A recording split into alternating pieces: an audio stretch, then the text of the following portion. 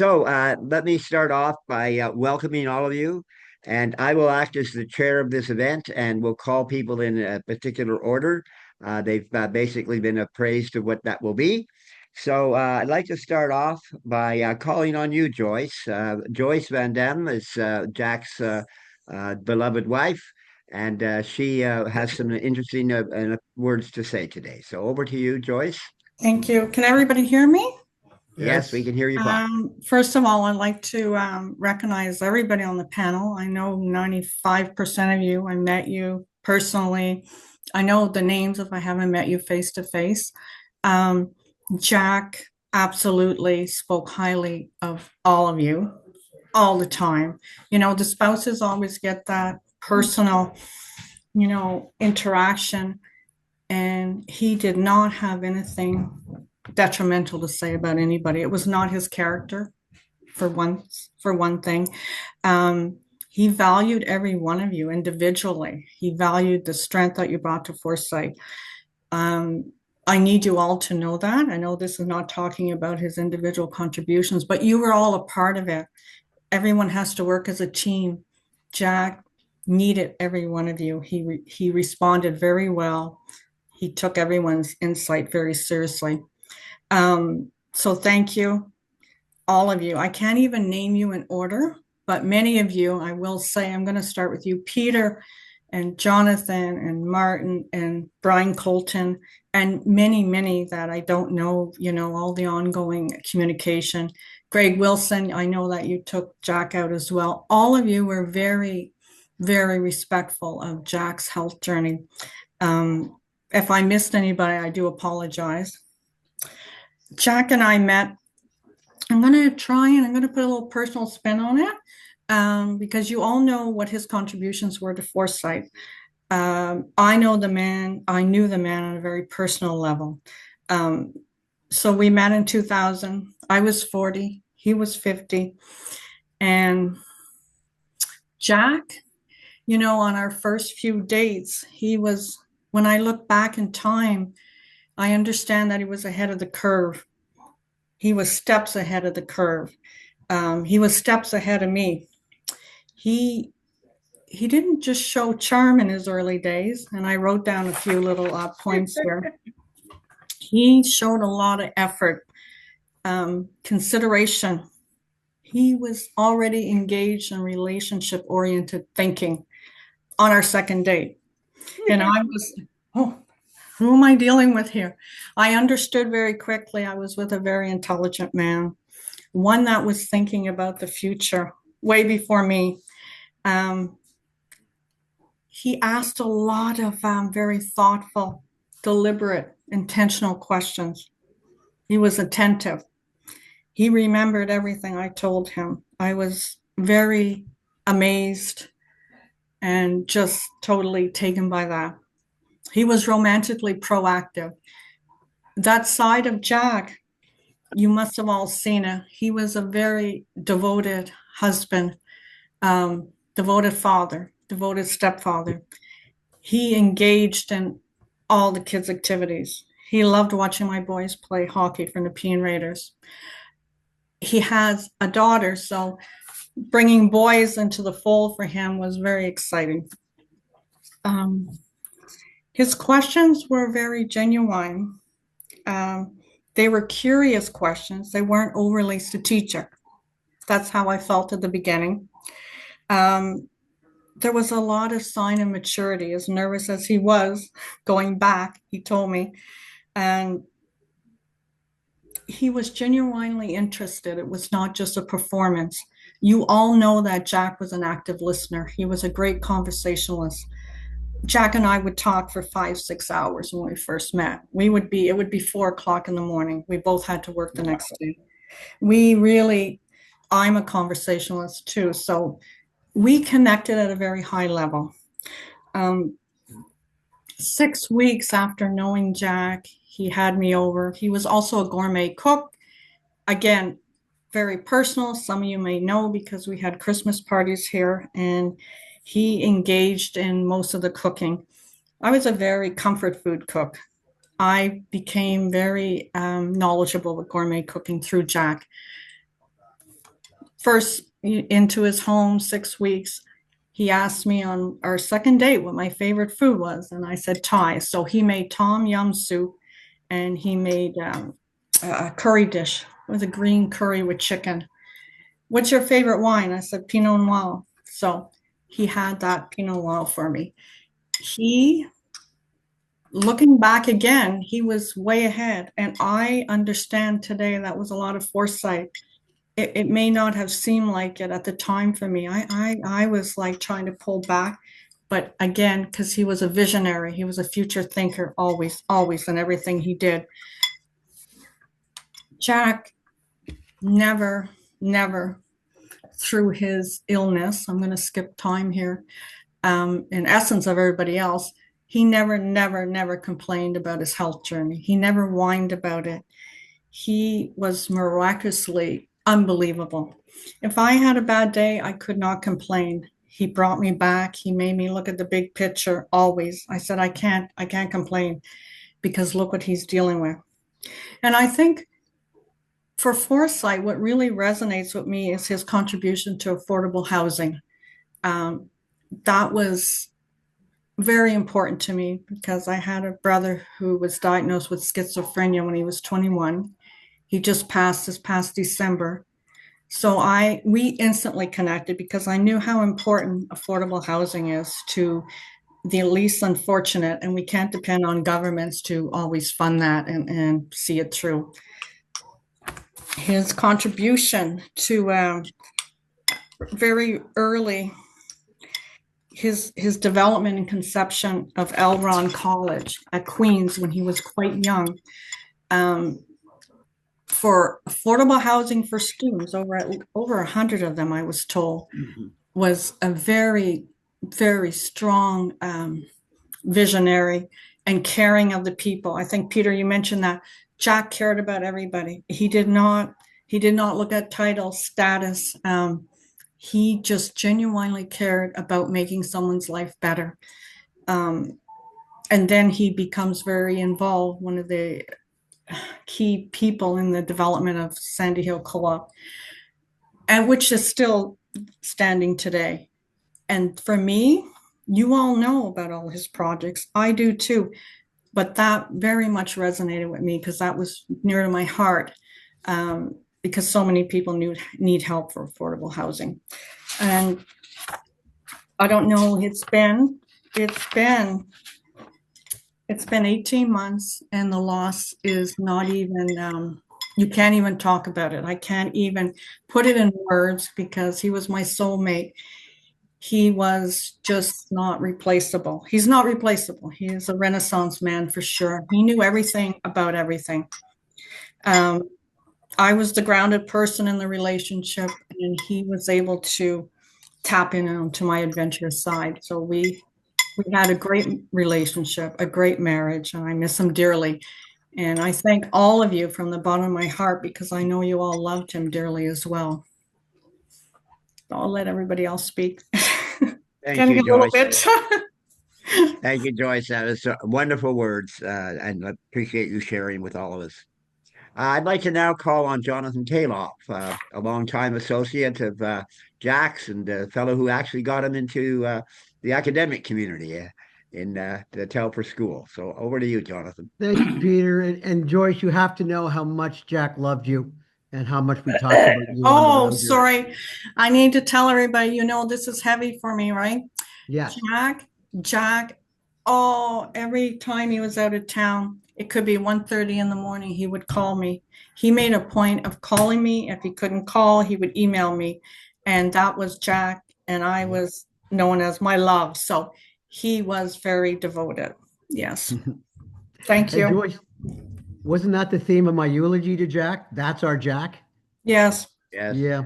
And I missed a lot, that, but and for the hockey fans, I'm sorry, but Canada World Hockey just eliminated the US. Sorry.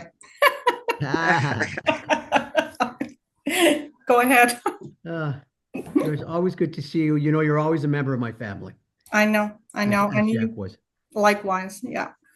For those of you that weren't there when we had the memorial to Jack when it was last year. I had the opportunity to give a eulogy to him, and Joyce, thank you for asking me to do that. But that was personal. Of That course. was about his personality, how he was mischievous and giving. Today's different from what I did back then. I mean, we're all going to talk about Jack from the perspective of his contributions to Foresight, and they are extensive. But it's still very personal because I'm going to talk about the Foresight side of Jack that I had to see with him because I worked side by side with him for over 2 decades. Now, did I work with Jack on specific Foresight projects? Yeah, I saw him in some Foresight action a few times, but there's others on this call that will talk more about the Foresight work that Jack did. And Brian will call it that Foresighty thing just to get that anger out of you going. But I got to see Jack in other Foresight contributing capacities. Let's call it Professor Jack, helping to develop new Foresight theory and practice, pushing the knowledge and boundaries of Foresight forward, teaching and developing the next generation of Foresight practitioners and also leaders. Jack, the researcher and the author, and I'll give you a few examples of that. Jack, who because of his extensive practitioner-oriented academic work, we at U of O made him an adjunct professor, so he legitimately was a professor. I saw Jack, the mentor, the developer of other Foresight practitioners, and also Jack, the creator of Foresight networks. I'll talk about each one of these, but I'm going to start off with Jack, the academic, because that's what I am. Now, in 2008, Jack and I looked at the critical success factors that led to world-class government Foresight units, and that meant they lasted beyond one government mandate. The idea was to look at the best units in the world, and Jack, because of how strong his reputation was internationally, was one of the few practitioners in the world that could do this project. And so he reached out to the recognized top government Foresight units in the world, and they opened up to us. His reputation far and wide enabled us to interview the leaders of these programs to determine what leads to Foresight programs to last. It led to an interesting paper. And in fact, we presented it. Joyce mentioned Seville. Yeah, we mentioned it Seville at the FDA conference, and it challenged the existing paradigm. Now, day one, they hated Jack and I. They told us how wrong we were. By day three, they were quoting our paper as gospel. Jack redefined what Foresight success looks like and how do you get it. Now, that also led to a Science and Public Policy article that has been referenced over 130 times, which, by the way, for a Foresight paper is pretty big. Unfortunately, when asked during one of our presentations about what the results say about Foresight at the NRC, he reluctantly said it means it won't last. As world-class, it will lose support. And he was right. So Foresight on his Foresight unit, not great. But Jack's contribution to academia and the growth of knowledge went broader and greater than simply that study. He looked at extending the boundaries of Foresight and partnering with complementary fields. He did create a roadshow. It had him and I, me on competitive intelligence and him on Foresight as the National Foresight Officer, and we would talk about both. And it reached the point that he started calling it FORSI, FOR, Foresight, CI, competitive intelligence, stuff like that. I'll talk more about that later. It was an impactful seminar, but the idea of bringing together related fields to help governments and others better understand the external environment, that started with Jack. And it led to an article in R&D Management that we wrote, cited by 118. And then we added Greg Richards because he recognized that business analytics, which was Greg's domain, also fit within that. That led to another article, another 118 people referenced that one. Not surprisingly, given our focus on expanding the boundaries of the field and working towards making it even more impactful, we edited actually and created a special issue of Foresight, which is one of the top journals in the academic field, about Foresight impacts from around the world, special issue. The editorial alone was cited by almost 100 people. The issue, by the way, includes several of the folks that are on this call right now. When he was in the challenged medical state, he was still contributing academically. And in 2018, Jack and I did a book review on Foresight, State of the Futures for Foresight. And then in 2020, and we all know how challenged medically he was then, he was still trying to contribute to the field and to academia. And he started another research program. Brian, you were an important part of that. I was part of that. And looking at how to create foresight that will impact government decisions. this is one of the most impactful projects I've had the opportunity to work with. Brian, thank you for being the call on that one. But it was Jack that pulled everybody together, as only Jack could. All told, the articles co-authored by Jack have been cited over 500 times, which is comparable to many Canadian foresight professors. He actually would get a associate professorship with this. Of course, he lectured widely about it, teaching the next generation about foresight and foresight methods. And not surprisingly, this led to another academic article he published with Oscar Saritas, one of the top names in the field, in Science and Technology Foresight. It's called A Baker's Dozen, Pocket Primer of Comparative and Combined Foresight Methods, also widely cited. That was Jack the academic, and his impact on the field through the teaching, through the research, and the authorship would be enough for one person in one lifetime. But Jack was more than that. I got to see Jack, the consultant, the trainer, the mentor, the world-renowned expert. Not surprisingly, in early retirement, Jack took the 4C approach, and we turned it into a training program. Jack led the combined Foresight CI program, for example, for CFIA. And using that combined approach, not only did we bring these concepts to scientists that had never seen it before, but it was used to help making some pretty critical decisions, including the 10-year acquisition policy. This was given in other government departments, and then we took the show on the road. We brought it to Malaysia, where he helped various ministries not just learn about foresight and CI and its applications, but used it for real decision making. Off to Russia, where he was idolized at the Higher School of Economics, which has one of the top foresight academic programs. Russ Nano picked on him for his knowledge of foresight, and then he landed up helping out Thailand. So it's not just Jack the academic. I had the privilege to see Jack influencing the field at an international level. People look to him. Then there's the Jack, the integrator, the builder of communities. You want to know what his biggest impact was? It should have been enough that Jack made such a huge contribution. We say during Passover, the Jews, we go, Dayenu, didn't he do enough? And more is being added. It's not that he just taught it. It's not just he preached it, he researched and practiced it.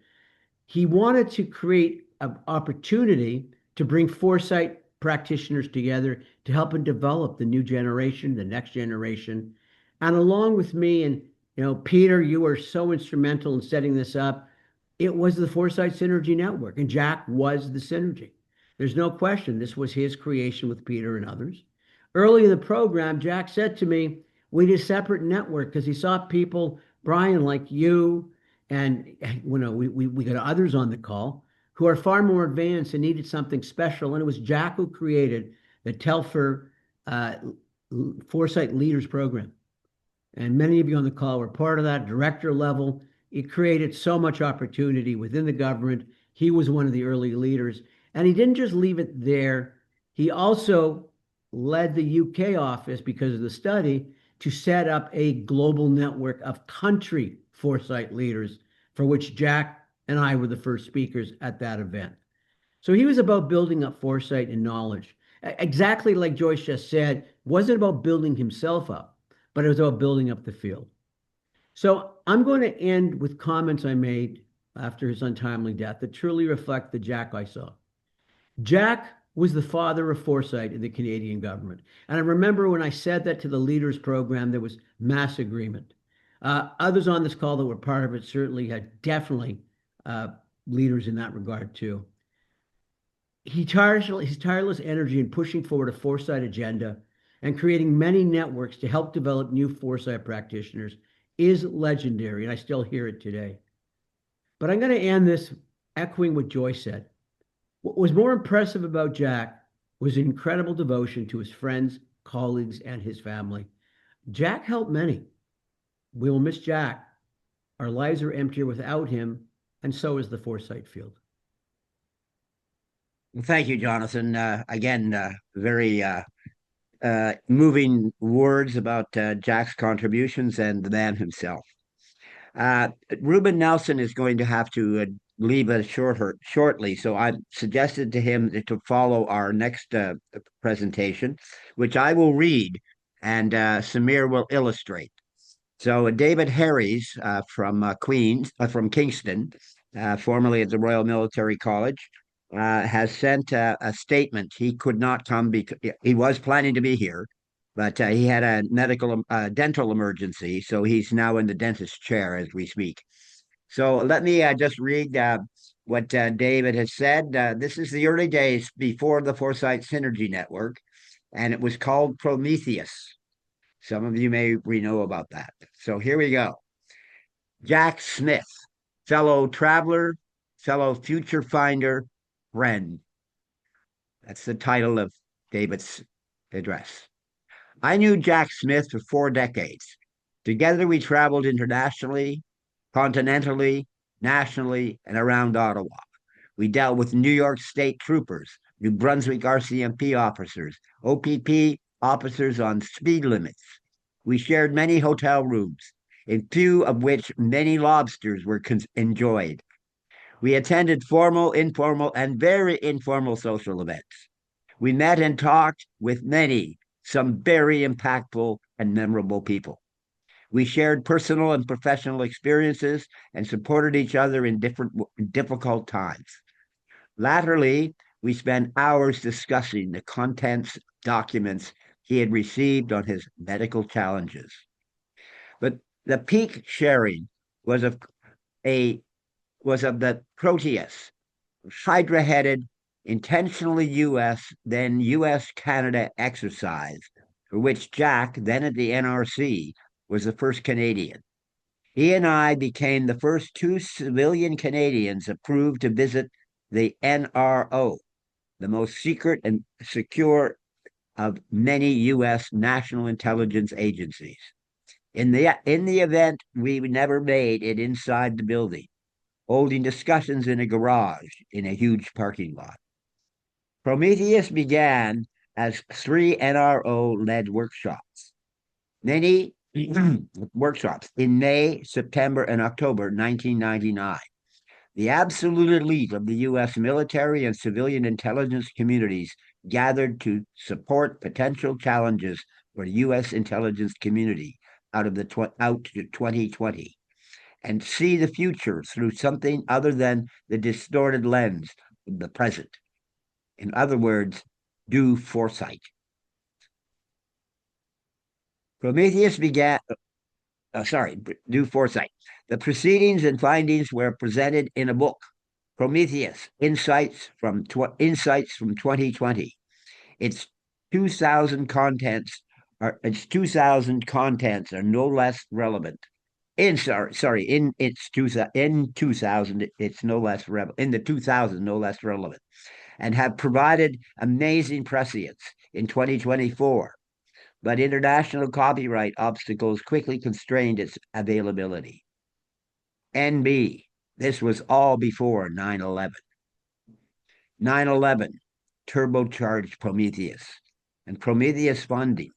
In 2003, the U.S. Navy Postgraduate School, NSP, the U.S. National Geospatial Intelligence Agency, the U.S. National Security Agency, the U.S. Central Intelligence Agency, the National Reconnaissance Office, the National Research Council of Canada, the U.S. Army, War College, the headquarters, HQ,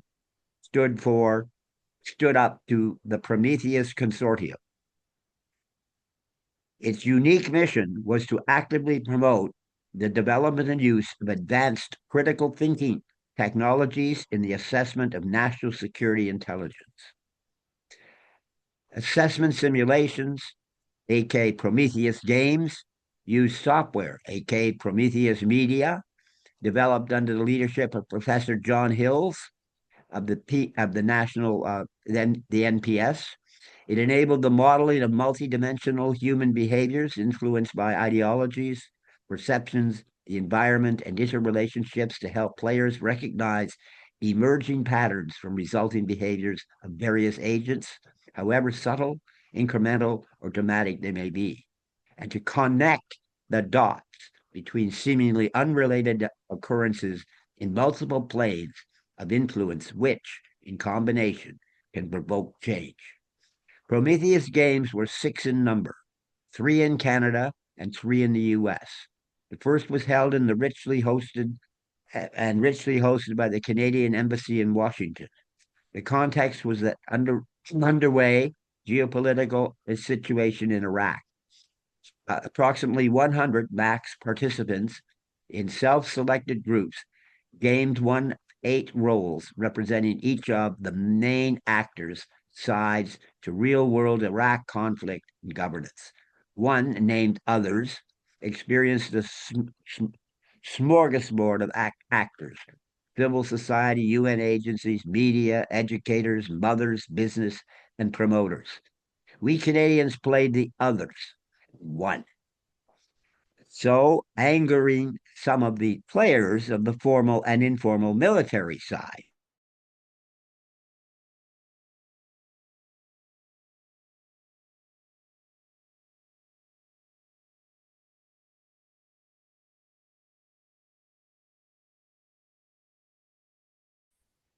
The American games were played at the AWC in Carlisle, 2 of them, and alongside one of the annual conferences, and at the University of Maryland, assumingly covertly with NSA officials. Prometheus academic workshops were held annually at the Army War College in Carlisle, Pennsylvania, and always well attended until 2008. Suddenly thereafter, for no announced reason, funding ended and the U.S. contribution to the consortium became only archival. After 2008, Canada tried to continue the consortium by means of legally incorporated Prometheus Canada, but it was gradually rendered dormant because of the sense of funding to produce a game with a Canadian content, which incidentally, the NRC, the RCMP, and the CF, Canadian Forces for CF, headquarters, and Army expressed interest in Prometheus. Prometheus Canada remains to support projects addressing Canadian intelligence and community issues. So that's a statement from Dave Harries. And I assume that while I was reading that Samir showed you some snapshots, and I will just return now. So yeah, there we are. And thank you, Samir, for showing the pictures. And now with the few minutes left for Ruben, that is, I'd like to pass the torch to you. Well, the first thing I want to say is to thank all of you who are here, as well as those who had hoped to be here and for reasons couldn't be, for organizing this and coming together. Because I think one of the things that we all have in common, we have at least 2 things in common. One is a relationship to Jack, but that's because of our own relationship to Foresight in whatever form that was at whatever time and whatever places. And put it another way, if somehow the technology existed through Zoom to destroy each of us and all of us on this call now, you would destroy a good deal of the capacity in Canada to exercise strategic foresight. Because that's who Jack was. He collected people. For those of you who don't know me, and that's many of you, there's no reason you should, I pitched up in Ottawa in 1970 to do a job for the Prime Minister, because in those days you could work as a senior public servant by year-long contract. So I was never a civil servant, being neither civil nor servant enough. But I had access to every minister and deputy minister in town with my colleague, Bill Dyson. And we were asked to do what in effect was a futures project, but this is 1970 and futures hasn't been invented in Canada yet. There's nobody in the Canadian Public Service who uses that language and no consciousness of it. It's the end of the golden period of the Canadian Public Service, given the quality. Gordon Robertson is still clerk of the Privy Council. And Pierre Trudeau is just the fairly newly minted prime minister, but inheriting most of his cabinet and public service from Pearson. So all I'm saying is that that my angle on this was to be able to come into Ottawa at a very senior level, with access to other senior people, but with then a prior commitment to and connections with the emerging Foresight community that at that point was largely a North American experience. The World Future Society had been formed by Ed Cornish in 1967, 68. And so it was the only kind of gathering of futurists. Nothing in Canada in those days. The Canadian Association for Future Studies wasn't created till 1976. So that's just background that I was there in Ottawa and hungry to talk with anybody who could spell the word future, or had any sense at all that there were deeper things going on in our modern culture than modernity understood itself. Now, that's easier to say in 2026, in the sense that you get a wider group of people who'll nod their heads and kind of say, yeah, I can feel that. But trust me, in 1970 and in the early 70s, Arthur Cordell was there, of course, of the Science Council of Canada with its Conservative Society project. So, and Gail Stewart, the wife of the Deputy Governor of the Bank of Canada, conceivably she and Sylvia Austrie, the brightest women in Ottawa at the time. Probably arguably that's the case. And both of them with a wide capacity to envision and to engage, but the language of futures and foresight wasn't there. So what I'm saying is there was that from 1970 through the time that Jack arrived in the late 70s, the groundwork was being laid that he would come into a town that was beginning to get its sea legs with foresight. And which meant that there were some folks, the Canadian Association for Future Studies was already formed and active. It was being administered out of the little consulting firm that Barbara Brown and I ran together, and she was its executive secretary. And without that background, it's not at all clear how Jack's life would have emerged.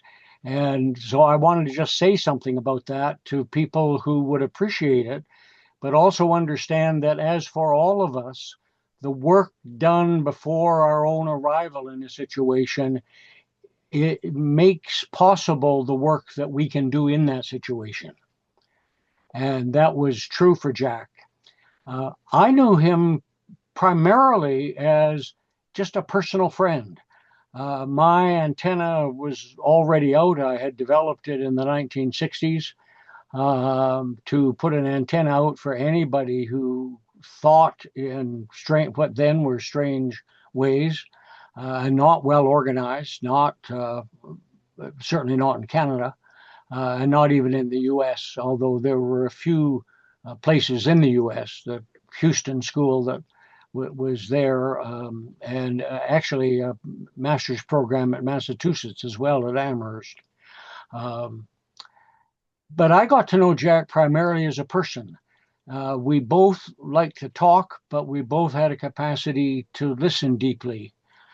And it's interesting that we didn't share organizational passions in the sense of getting in harness together to either do projects. So Jack didn't ever get involved with the Canadian Association for Future Studies, which had a 20-year life and a fairly significant life that mentioned already, Peter Padbury's. It was in that setting that Peter got watered enough to flower and go off to Houston and eventually come back to us. But Jack and I developed a deep personal relationship and conversation that, as any good futures conversation, runs at multiple layers of generality and into every conceivable field, because you have intuitions as well as explicit understandings that the modern understanding that the world can be dealt with as separate silos is simply empirically wrong. It's wrong-headed and it's wrong. Although in 1970, that was really hard to believe, that then it looked as if modernity could go on forever and ever, amen. And Jack and I were then into a conversation with selected others, but they were there as friends rather than as institutions. So that Arthur was part of that conversation, Kathy Stars, whom some of you may remember, and Gail Stewart. So there was a group of us who ran together as friends, but not so much institutionally. But Jack and I fed each other, that without I think it's safe to say that we were both significant in the life of the other because of the deep friendship and the anchoring and the confidence that there were other people in the world. I mean, it's a small other in a world then of several billion. What, about 4 back then, maybe, or 5 billion people. It's a very small percentage of people who would even understand what we were doing, and an even smaller set that would respect it. And therefore, it was important for both of us that we had friendships of people in whom we had confidence. David Harries, part of that. I got to know David in the mid-'80s when he was the deputy commandant at Royal Military College, because he inherited me as the first outside speaker to their program. So David and I, so that lots of overlaps in these relationships. But for most of us, including David, the relationships were personal and conversational rather than institutional.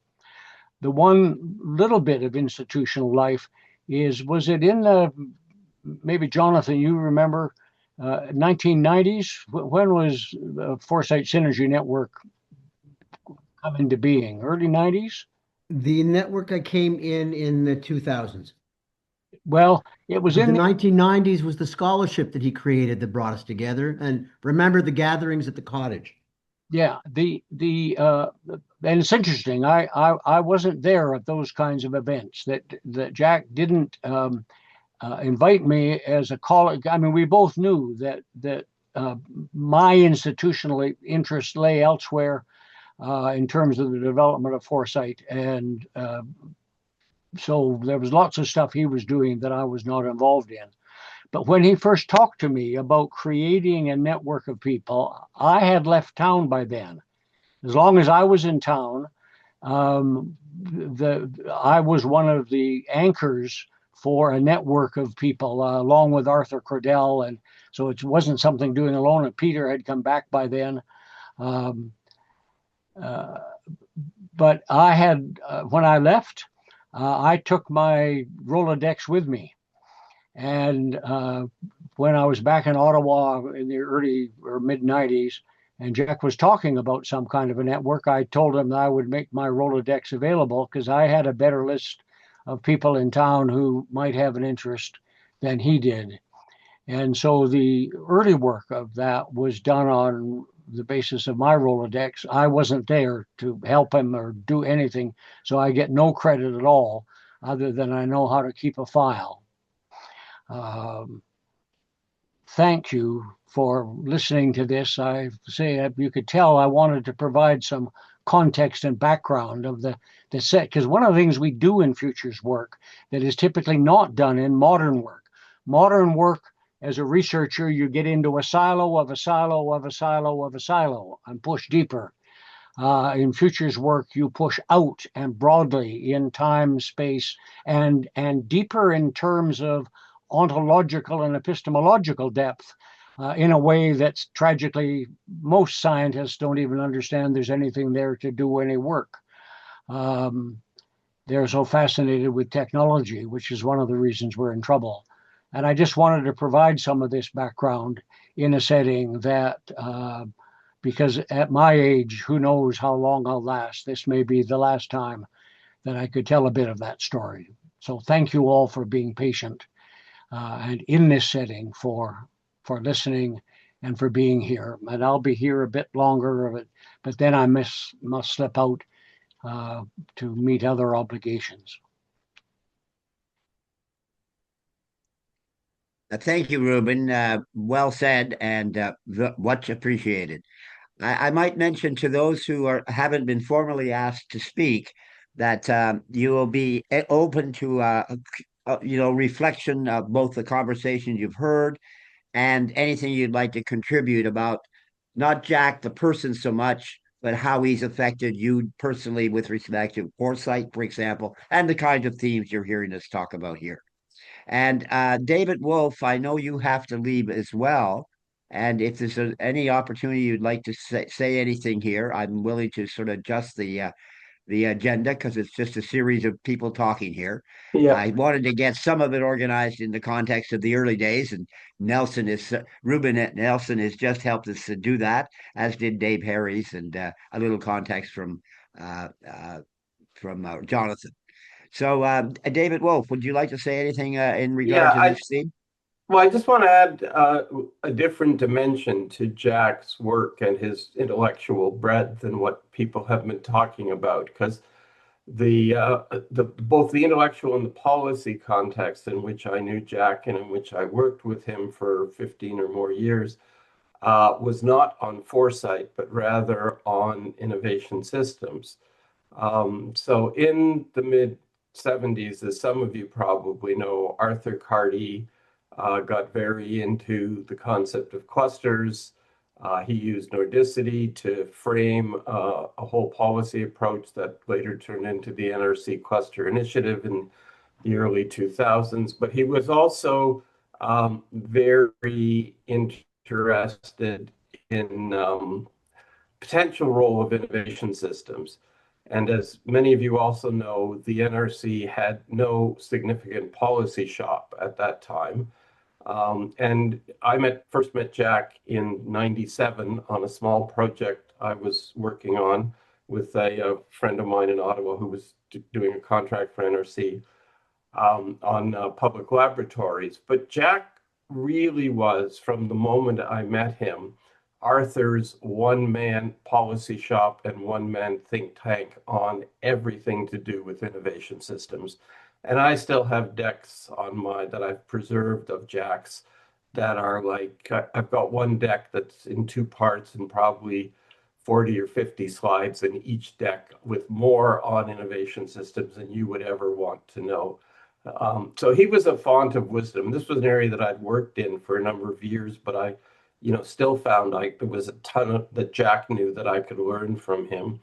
But most significantly, he then, I think partly at Arthur's behest, but probably largely at his own initiative, undertook to lobby SSHRC and NSERC to create something called the Innovation Systems Research Network, which the three councils jointly set up in '98, I believe. Jack, it was run by SSHRC, but Jack really had a very strong hand in designing it. The program ended up funding 5 regional sub-networks across the country: Atlantic Canada, Quebec, Ottawa, Southern Ontario, and BC in the West.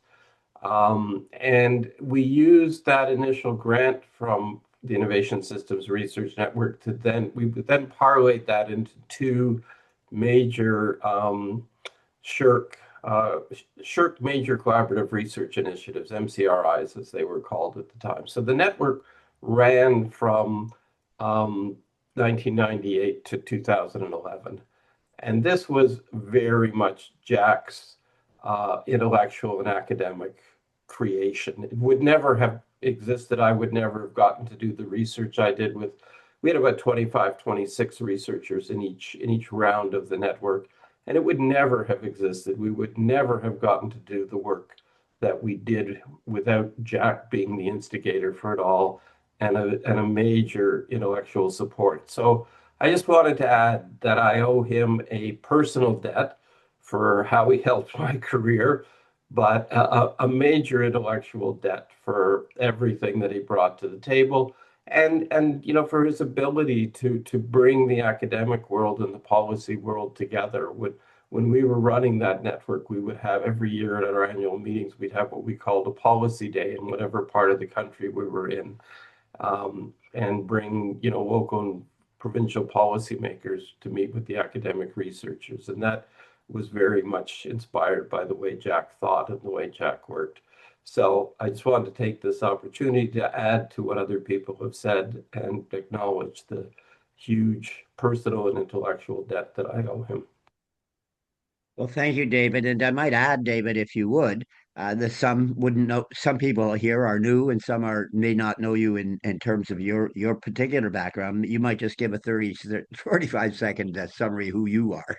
So, sorry. So I'm trained as a political scientist, but in the mid 80s, I got very, very into the work on innovation economics, strongly influenced by Christopher Freeman and Carlotta Perez's work. And then I worked for the Ontario government in the early 90s under Bob Rae. And after that, when I came back to the university, I began working, primarily on regional and local economic development issues in industrial clusters, innovation in cities. And that's what I've been doing for the last 25 years or so. And I run something at the Monk School called the Innovation Policy Lab. This is at the University of Toronto. Right, at U of T. Yes, thank you, Peter. Thank you, And my David. other claim to fame is that I went to high school with Peter. So Yes, in fact, David, our high school reunion committee is going to the high school together on the 7th of June. okay, say hi It's for an me. open door city, an open door. The city of Ottawa is running an open door thing around this all around Ottawa, and some of the institutions that'll be open to the public is our old high school. Wonderful. Anyway, I have to run, but I just want to thank everybody. It was wonderful hearing all the stories about Jack and, appreciating all the other incredible dimensions of his personality and his policy work and his intellectual framing. So thanks for the opportunity to participate. Thank you, David. Well, I'd like to now call on Brian Colton, and I know Brian has lots of great stories to tell about policy-related activities in Foresight through the lens of the National Research Council and other bioscience activities. So over to you, Brian, and I look forward to hearing your remarks. Thanks very much, Peter. It's great to be here today, to be talking, as we have said earlier, the father of foresight in the federal government, and it's also a pleasure to have the mother of foresight here, Leah Soroka, with us. And there's stories that could be told, but we'll keep it as a Class G film here today. I first met Jack in 1997-98, the fiscal year, and I got to meet him through Jonathan, who going through some old papers. Jonathan, we've been clearing out part of my office.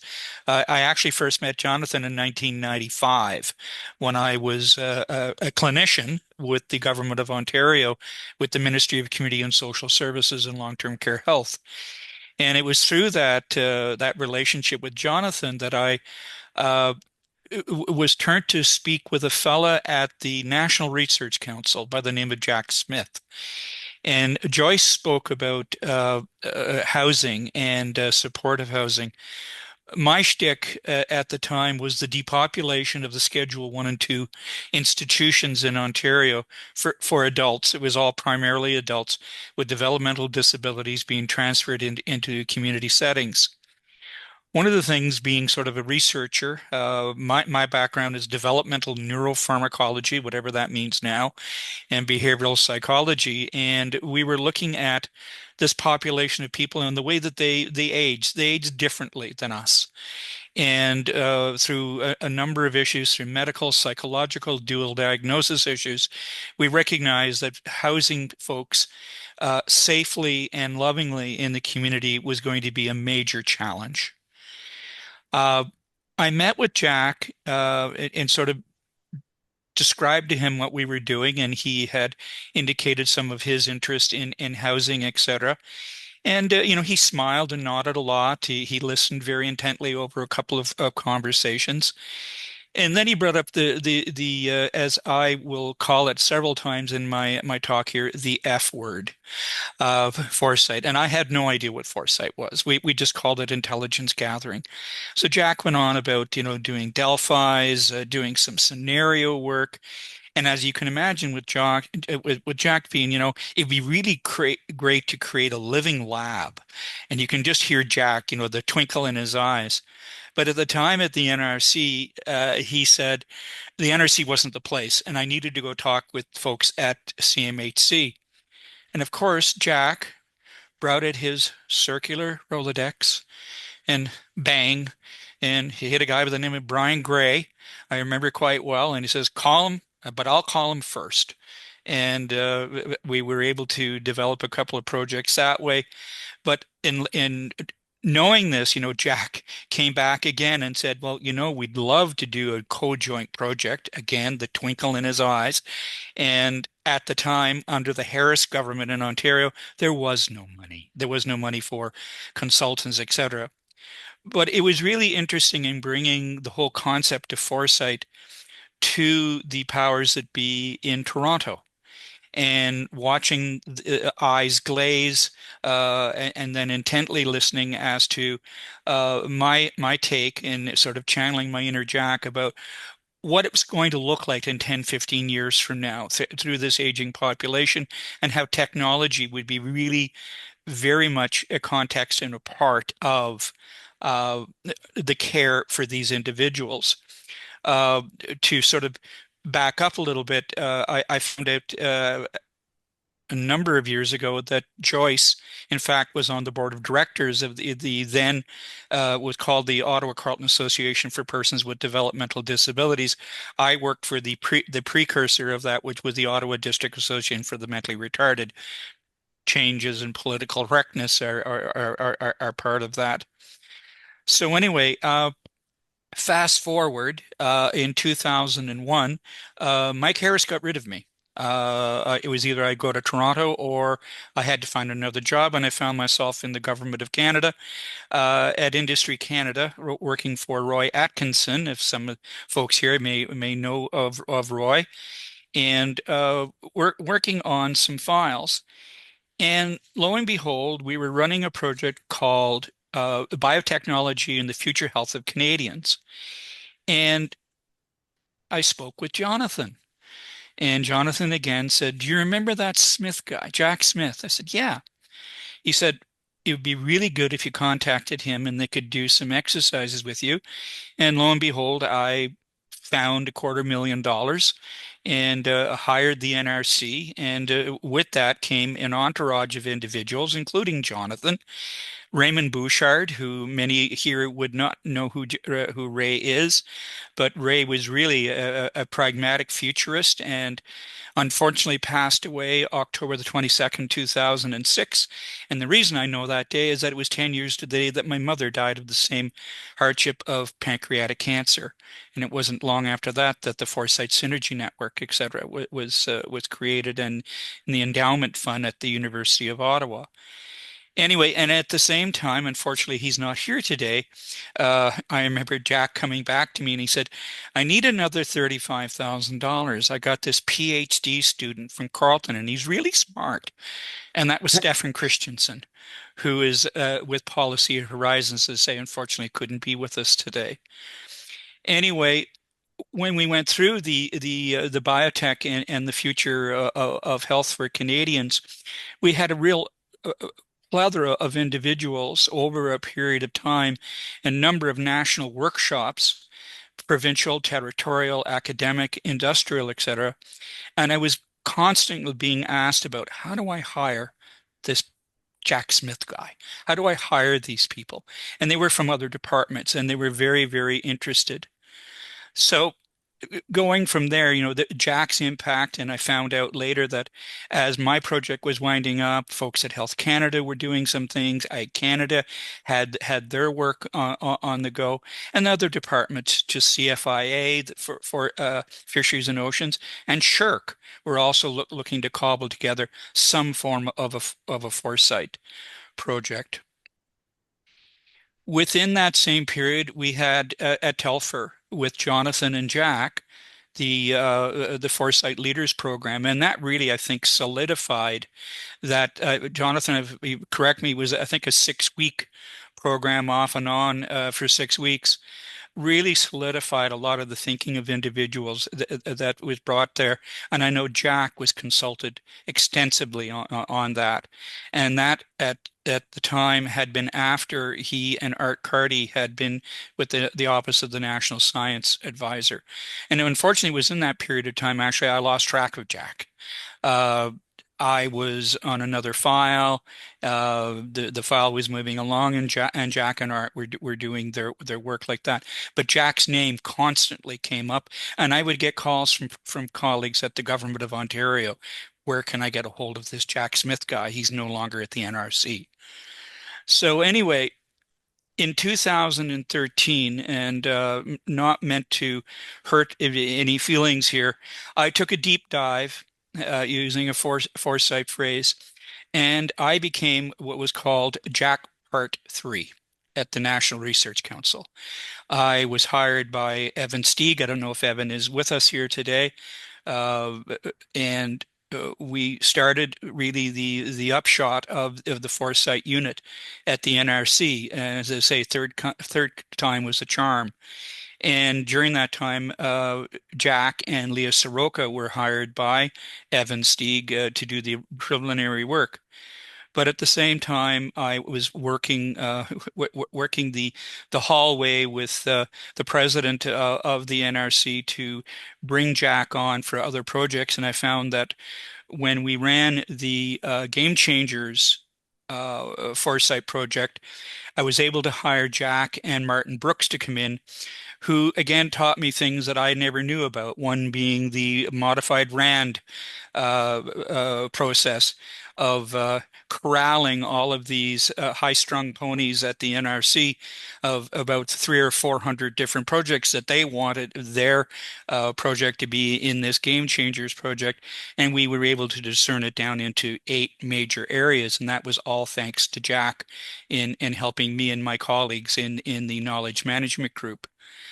Uh, it was 2016. Evan had left. Uh, there were issues within the NRC. I was calling Foresight the F word in many different ways. And there was a real cultural problem within the NRC around Foresight.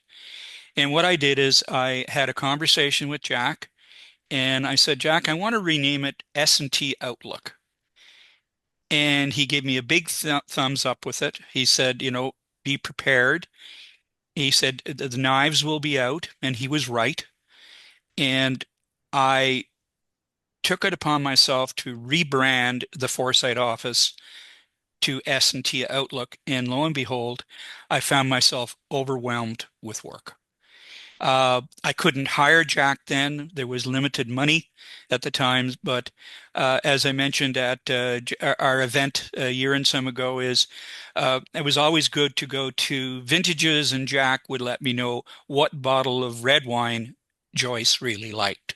So that was my payment, and I spent several afternoons at the dining room at Jack's place, mapping out different projects and sort of saying, Jack, they're just not going to get it. And, Jack's voice then was going, and it was a challenge for him to communicate in a lot of different ways.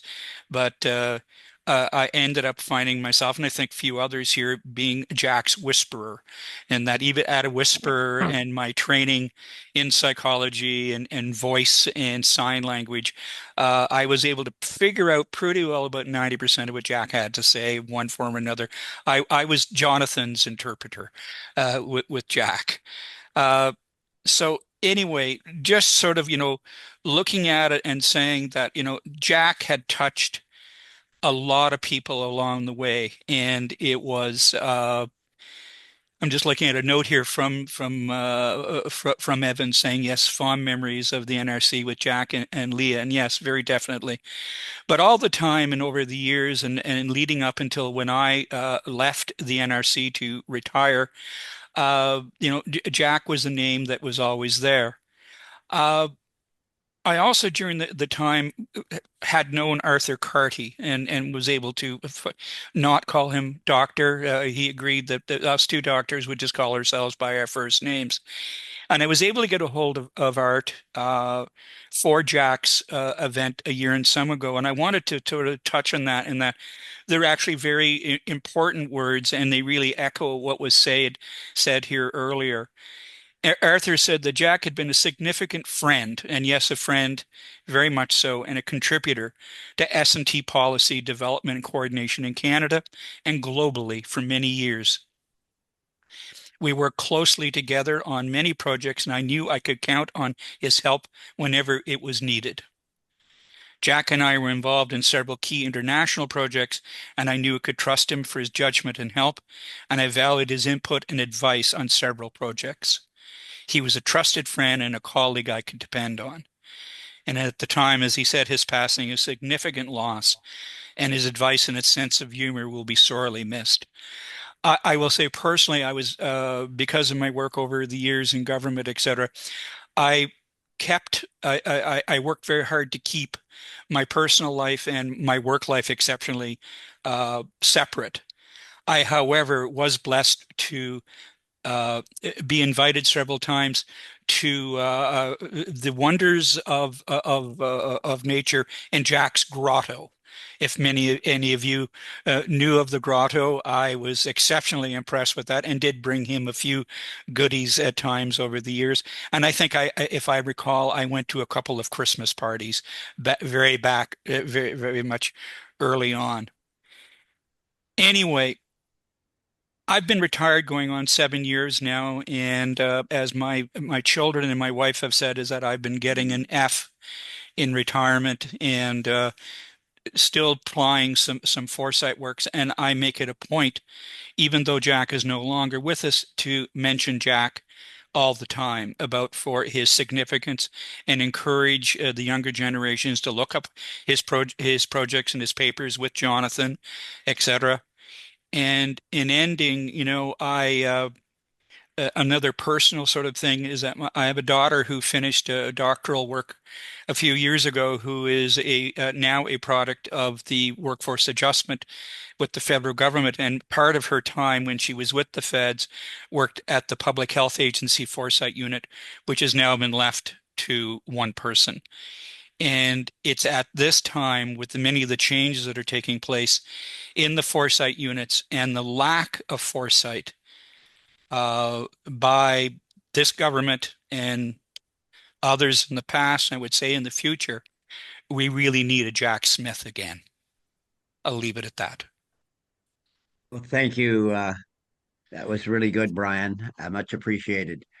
And since Brian talked about Martin Brooks, I'd like to call on Martin to say a few words, and then get the mother of foresight to round up our contribution to this panel, and then we'll open it up to a broader discussion. Over to you, Martin. Hi, Joyce.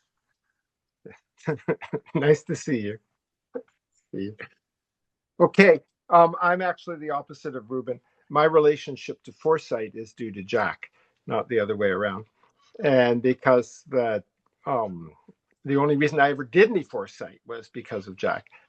During the 90s and 2000s, I ran first the AI group, and then the Internet Machine Learning group, and then the Broadband Visual Communication group at NRC. And so I always thought in terms of strategy, and I like strategy. And so Jack and I had a lot of fun with strategy and what's the theory of NRC. And because running labs at NRC, the last thing you want to do is end up irrelevant and failing. So a strategy is actually the key thing.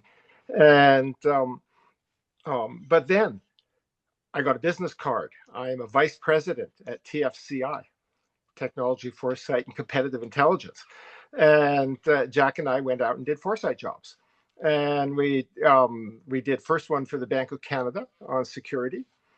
And then we did one for Industry Canada with Hugh Dysart at CRC on spectrum allocation. That's fascinating. And then, Brian, the one you mentioned when we came to you, where we got to make up all these fantastic future scenarios. and try to make sense of them. That was really a thrill. And then probably people here remember the response to the call for standing offer in scanning and foresight that everybody contributed to, and I actually submitted. And I'll tell you, if you ever thought you're never going to write another proposal again, you have no idea how I felt it after submitting 2 of those things. But then, of course, we all hoped that we didn't get the work because Jack wasn't well enough to actually do it. And so that was a crazy situation. And we didn't get the work. So for me, I thought Foresight was a lot of fun. And I saw its effect on people we talked to, which was because we were at the ground level, right? We're talking to decision makers, say, on spectrum allocation. And we're saying, okay, what are the drivers for change? And what do you expect to do? And they were, no, we're not going to change. And it was very, very interesting. And Bank of Canada security also, like, these were great study projects and fantastic organizations to learn about. And we had great access by doing the projects with them.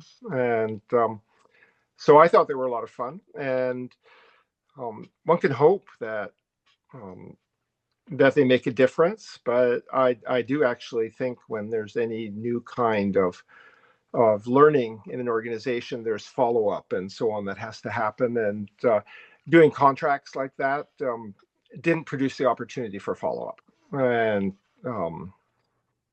so I regret that. I think that any one of them would have been better if they could have kept going, right? So that you get beyond the initial analysis and initial discussions. And, Okay, Martin. One thing you might do, as David, I called on David Wolf as well, is you haven't said much about yourself, except you did projects with Jack. So maybe you just give a 30-second background on yourself. Well, I did say that I ran the first the AI group, and then the Internet Machine Learning group, and then the broadband visual communication. Well, I was thinking about why did you do AI then? How come you had got into AI? That's something that I think here would be rather interesting for people to know.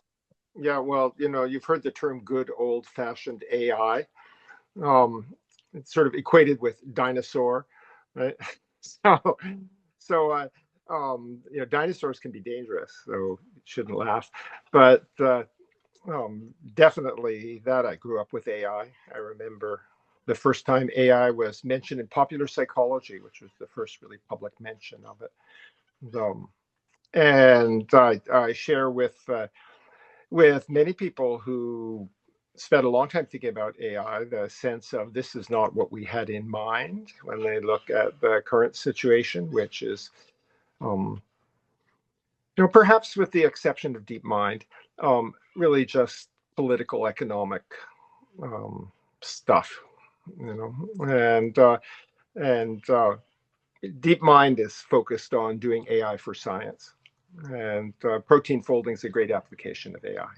And so I ran the AI lab at NRC. It was a lot of fun. Machine learning lab was for internet search when in the mid-90s.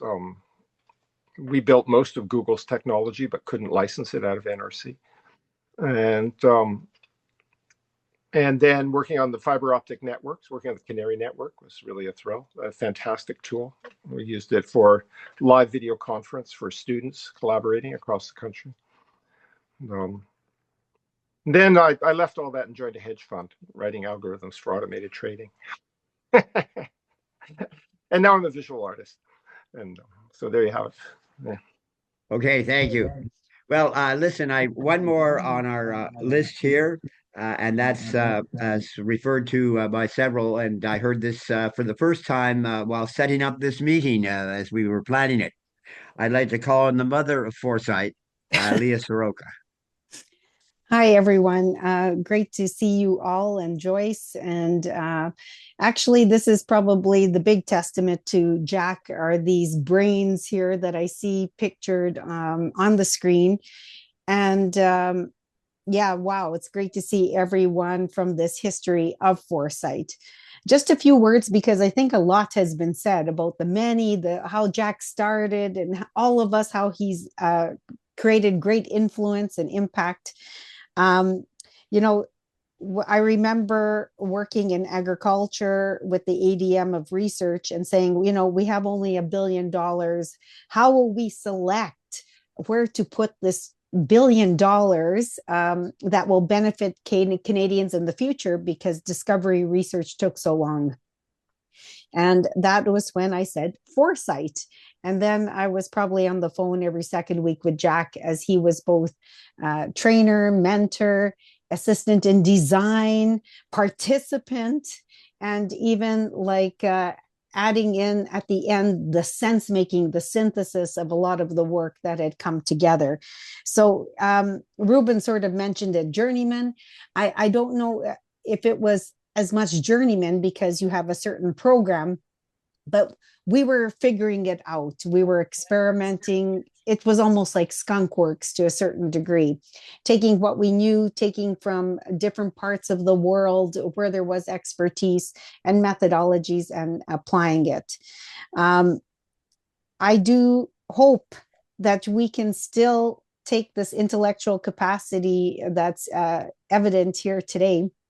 And it would be really cool if, in Jack's honor, we could look at some very important questions in Canada's future. And I think that would be a really neat project, the Jack Smith project on the future of whether it be the North or defense, which is really a major thing around the world, or defense innovation. If that is an interest in his honor, I think we should apply what we've all learned from him into something like that. And I really do hope, particularly with the assistance maybe of Jonathan, that in the Telfer School, there is a place where we can sponsor young minds, a scholarship program or something that we, in Jack's name, that to teach the next generation, because all of us here are of a certain ilk and hair color, and mine is fake. But it would be nice if we could apply that to, number one, what we need in our own country, and number two, in training the next wave or evolution.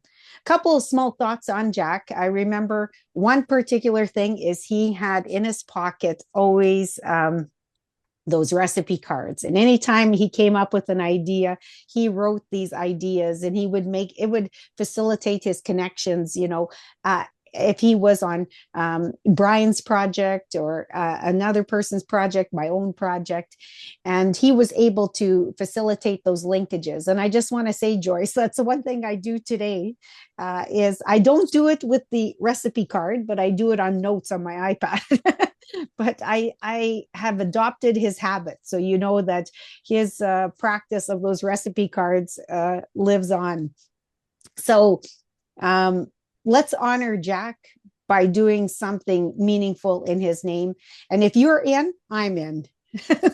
So Jack, first of all, Joyce, thanks for being a wonderful partner, because all he talked about was great things about you. Jonathan, Peter, and all participants today, I have seen you through the Foresight Synergy Network, at least most of you. I have, kept in touch, and many of you have been on projects that we were involved in. And I would be very, very honored if we could do something in Jack's name. Anyways, well, Leah, that's an excellent suggestion, and maybe we should put you in charge of helping stimulate these ideas before you go back to Sri Lanka. Yes, for sure. Mind you, the planet is small. Yes, I leave June 4th. But internet it's a half a world away. So don't worry. Yes. That's not the end of the world. But really, I know that many of us are already retired. But if we could take a few hours, and address some of these profound questions.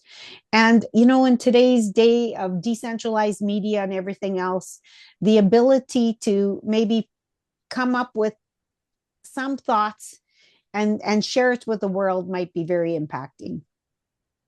Plus, I have to move back to prevent the separatism in Alberta. So Leah's out in Alberta right now. Well, thank you, Leah, for those insights and, in fact, the excellent recommendation. So let's follow up on that one, okay? You and I can at least get in touch, and I'm sure keep Jonathan and others in the loop that you wish to, Brian, and so on. Well, I would say whoever, if we can set up Yes. something. I'm a bit out in the farm, but if someone could do the original organization of it, I've now brought Starlink to our, if I can say, to our farm in Alberta. So yes, we can, at least brainstorm a question approach, and I'm sure we can even find others who would be willing participants. David Harries, I mean, I think there are some great people that we've mentioned that wanted to be with us today, but were unable to do so. You're absolutely right. Well, in fact, Morteza and I are meeting after this event, and we'll start the conversation. Great. Well, thank you very much to all of the speakers. I hope that each of the speakers, as well as the audience, so to speak, who didn't have a chance to talk, but now will, if they wish, have gained something from this experience today. I certainly have. I think it's been a remarkable chat that we've had. And I'd like to open the conversation to anyone who would like to raise their hand, and I will, in some systematic way, get around to each of you. I see Martin has got his fingers up, so why don't you go with the first comments, Martin, and then we'll do Prabha. Okay, so I want to ask the question that comes before going forward on Leah's suggestion, which I also think is excellent, of course. And that question is, what does Foresight look like now? Because I would say that relative to the work we did in our in-place meetings at Telfer with FSN, that we should probably admit that the exponential curves are now on the steeper side than they were then, and we're experiencing change at a much more rapid pace than we were then, even though it seemed rapid then. My first thought is that scanning is much bigger deal now than it was then. Like, we used to ask the SISTE, the library, to scan for us. It's total bullshit, right? You couldn't possibly go forward on that kind of basis right now, because scanning is so complex, and the nature of what's reported and the coloring of any information that you can read by the actors that are involved is so huge that scanning and getting information, I think, is much harder than it was 20 years ago. Martin, I wanted to let you know that in my last period of time at the NRC, I was the acting director of the National Science Library, and I took care of the competitive intelligence group. There were 25 staff. Yeah. I have recently found out, although I don't know how accurate it is that there are 6. The librarians have been cut to the bare bone, which is really unfortunate. That is too bad. When I started the Internet Interactive Information Group, we were paired with SISTE, and Margot Montgomery gave me 2 librarians who joined my group, and they turned out to be hugely beneficial because we learned how citation analysis works, and one person in my lab essentially built Google's PageRank system before Google, using the method of libraries where citations are replaced by links. So the SISTE librarians were actually really great for the machine learning group at NRC. So that's very sad to hear. Okay, Prabha, you're next, and then Bill Cowie. I thought I saw your hand up, and has it gone down again? Peter, am I supposed to introduce myself? Yes, go ahead, Prabha. You got the floor. Should I introduce myself? Oh, a little bit, just very briefly. That's 30 seconds. I really knew Jack through Arthur Cordell, who's been a friend for more than 45 years, because I worked in the Department of Communications and then its successor, Industry Canada, from 1977 to 2012 when I retired. And my sort of direct contributions to Foresight are very negligible. Whatever I've contributed by way of thought perhaps may have been of some use. But I have a question and a concern. And the question is, in the government of Canada, and maybe in other governments, are we losing the capability to think ahead in the medium and longer term? And is one of the tasks of a group like Foresight to try to revive that capability? Let me give you an example. Now, this is highly political, but in India, there's a project called Digital India. And that has to do with all the good stuff, digitalization of Indian economy, et cetera, et cetera, et cetera. But that project was started in 2015, and its endpoint is 2047, which is the 100th anniversary of India's independence. I only quote that because it seems to me that, and I've been retired 13 years, our thinking seems to be getting shorter and shorter and shorter. As we used to say famously in the government, the urgent drives out the important. Well, listen, you raised something that I'd like to ask John Verdun to comment on, because he posted in the chat a rather very interesting proposition, I suppose. John, would you like to comment on your idea about the complexity of this sort of future, this polyphase transition? Well, I didn't expect I would speak, but thank you. One of the first things I got involved with when I was involved with Foresight at National Defense, I think we were the first HR Foresight unit, maybe in Canada, was trying to understand how things change. Right. And we were used to the linear change. We're used to to power law relationships. And then I realized that, the bell curve isn't the only way that things get distributed. Power law relationships is a distribution. And so are fractals. And then through some thinkers like Manuel de Landa, who wrote War in the Age of Intelligent Machines way back in the early 2000s, I started understanding that intensive conditions, which are things like affect populations, so density, temperature, viscosity.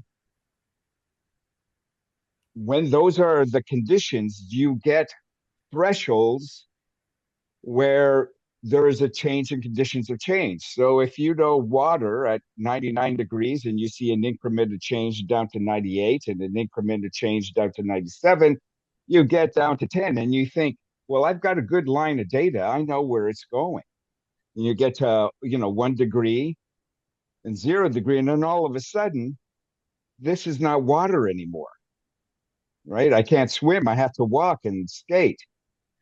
And when we think of the conditions of the world, well, population density creates changes in conditions, right? So an agricultural society is not a hunting gathering society that can grow things.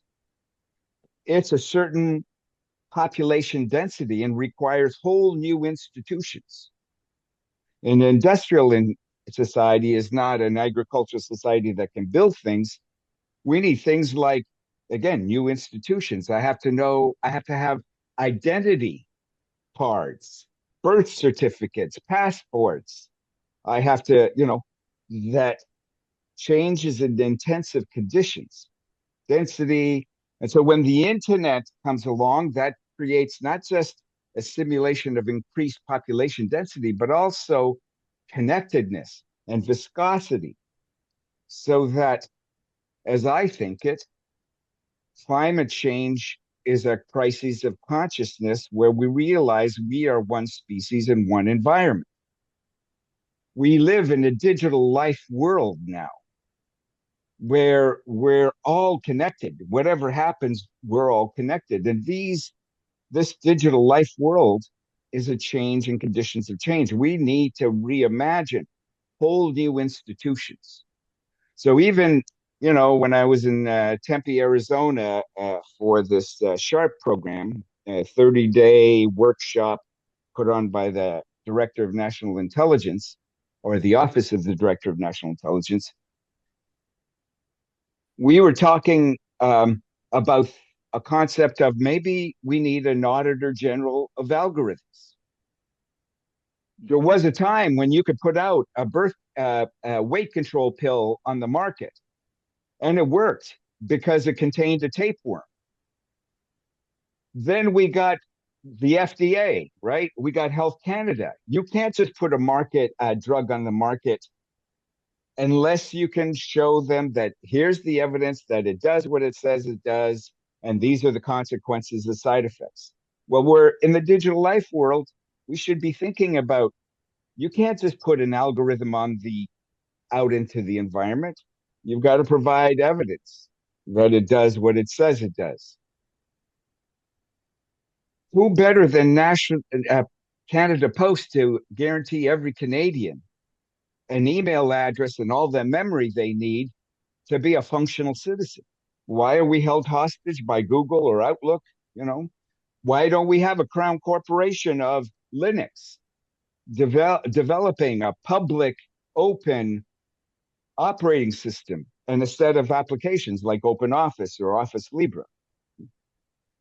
So this is a change in conditions of change. We're not going to solve a crisis. We're going to try to outgrow the crisis because we're becoming something new, something different. And so I really have a hard time with the notion of polycrisis, because you think I can solve it and things will get back to normal. But whereas we're not in this, we're truly moving into a new world. And we don't even know all the institutions we're going to need. So thank you for this opportunity to give you my rant. Foresight is more important than ever before. And imagination, as Einstein said, is more important than knowledge. There are no tests of significance. There's no standard deviations that we can look at, in trying to understand the future. Well, So thank you, John. I hope that's. You stimulated a thought in me, if I may just share it with others as well, and that is Yuval Harari has emphasized a lot about cooperation throughout the ages, and we don't seem to have cooperation today in our society to the level we need to do the things that we as a body of a group here of foresight kind of visionaries are interested in the future of our planet and our society, etc., and the future of life on this planet. And so I think cooperation is at the core of what we were also talking about. So Carmela, you're next on the list here, and then Richard, you can follow. So I'll pass it to you in due course. But Carmela, over to you. Thank you. Can you hear me okay? Yes, you're clear as bell. Excellent. Just want to read something that I've written for this particular special event in Jack's honor. So here we go. My professional involvement with S&T Foresight in the Canadian government happened during the early and mid-2000s, primarily through Health Canada and the Department of Foreign Affairs and International Trade. I am deeply grateful for Jack's visionary leadership and enduring legacy in foresight. He created spaces where innovation and ideas could truly flourish.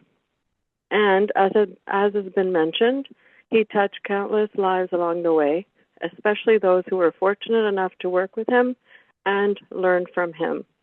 My greatest respects to Jack for all he has done, to you, Joyce, to Peter, to everyone at the Foresight Synergy Network.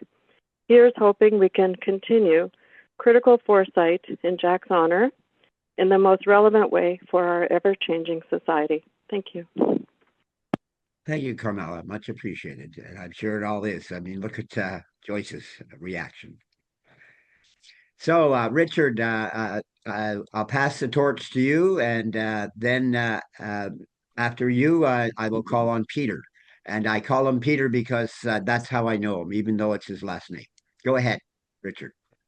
Yes, hello everyone. Everyone can hear me? Yeah. Perfect.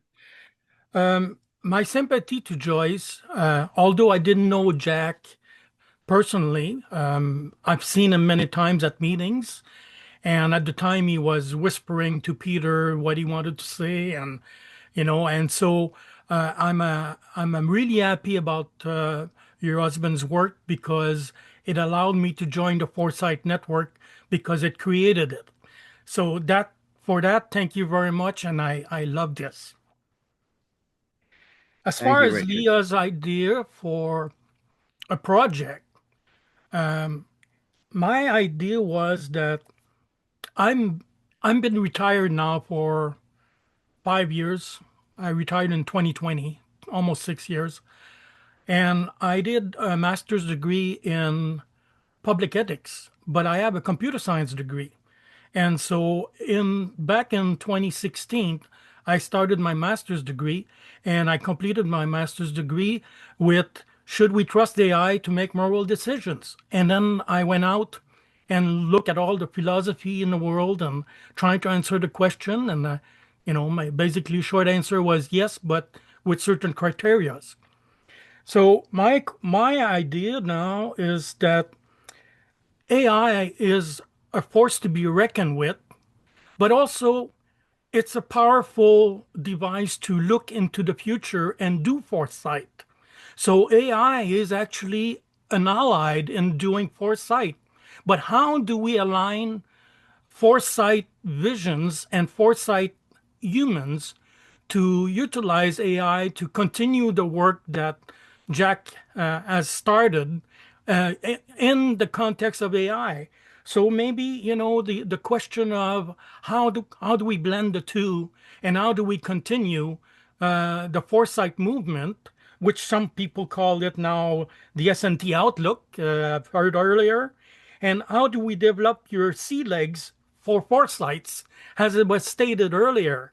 I've taken a few notes here, but the distorted lens of the present is solved by foresight. And it's not because we have AI that all AI were created equal.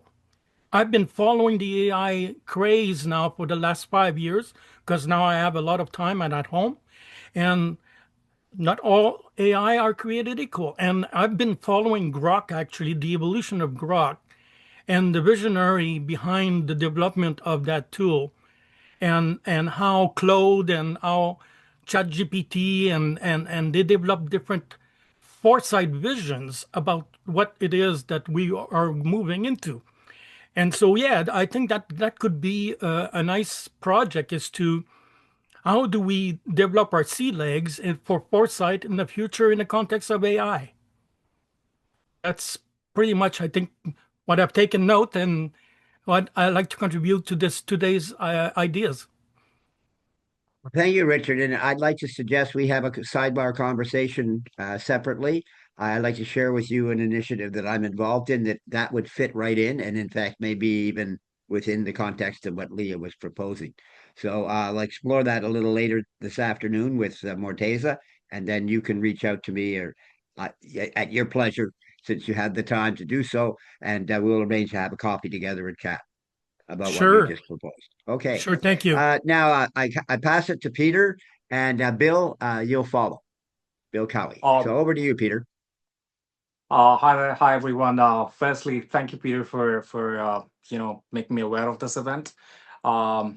Like the last speaker, I'm also personally not acquainted with Jack, but obviously the impact that he had on Foresight and on people around him is quite visible. It is great to hear about his contributions in with Foresight and his individual relationships with a lot of speakers that I had the privilege to hear.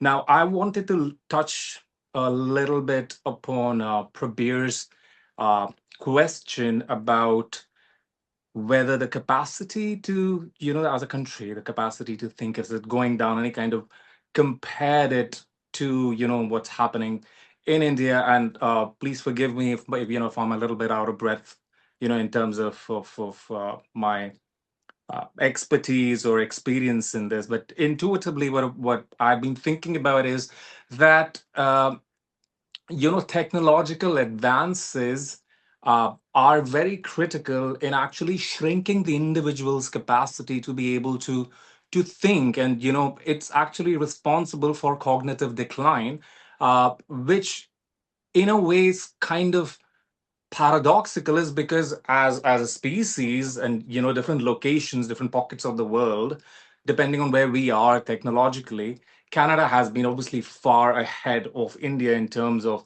technological advancements. And what I think, and given that I'm also from India, uh, individually, places that are more technologically advanced, the en masse ability tends to go down. Now, for example, I am from India and I have at least 10 useless phone numbers lying in my head from my first four friends in school when I was 12, 14 years old, to my first girlfriend's number. All of that is registered in my head. But now I don't even know my own parents' number, my own brother's number. I don't, because the need to remember things has gone down. And that kind of results in this paradoxical situation that as people in general, we are more equipped, but we are very large individually, we are largely dependent on technology to do our daily tasks. And with cognitive things, the saying goes, use it or lose it. The same way, if you're more active, your body tends to last a little longer. And I think that contributes to the fact that there is actually a little bit of shrinkage in terms of the capacity for people to think, is because there are a lot of other things that are doing that thinking for us. And AI in this space, given my, again, it's very anecdotal, there is no research or anything that I can back my statement up with, but I have seen that people have started to consider themselves a lot more intellectual than they actually are, is because they have a device in their hand. And that I personally think is very detrimental to individual growth and individual capacity to think and to articulate, uh, while at the same time we as people seem to be generally doing well. Like, I'm clueless without Google navigation. That didn't used to be the case. I am heavily dependent on it. So just to touch upon Prabir's question, which I think was very relevant, and generally in terms of foresight, and the last speaker, I'm very sorry, I'm forgetting the gentleman's name. I think it is very important to, in terms of policy, to consider that humans do tend to have a problem of control. If you're trying to lose weight, doesn't make sense to stock your shelf of cookies. It's the same thing with any other thing. So there needs to be, obviously, this might be a little political, but there needs to be a deeper understanding of human behavior and the use of AI, and how both of them could actually be used to also advance individual capacity to think, to create, to articulate, without completely getting dependent on it. Because if that policy or some sort of a measure doesn't kick in, we are looking at a very, very steep decline in individual capacity to be able to do things. That'll be all from my end. Thank you. Well, that's a very interesting contribution to the broader discussion that I'm sure will flow from this event today, because we've actually touched base on a lot of hotspots, hot takes. Yet at the same time, there's no clear solution to how to do these things, except, for example, embracing these ideas of foresight and practicing those sorts of things. So thank you for your contribution, Peter, as certainly one of the younger participants in this exercise today. Bill Cowie, did you want to make some statement of some sort? And if not, I'll turn on the next after you will be Stephen.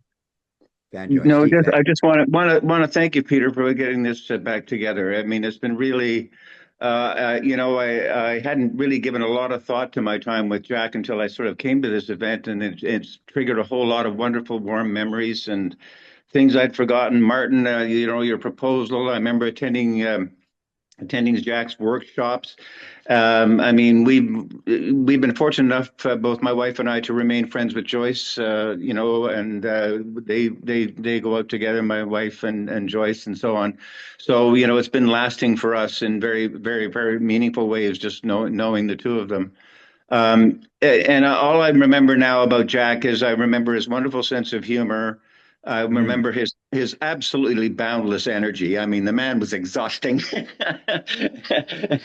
at least for me, anyway. But he'd be out till 3 o'clock in the morning, still raring to go, and I'm ready to just get going.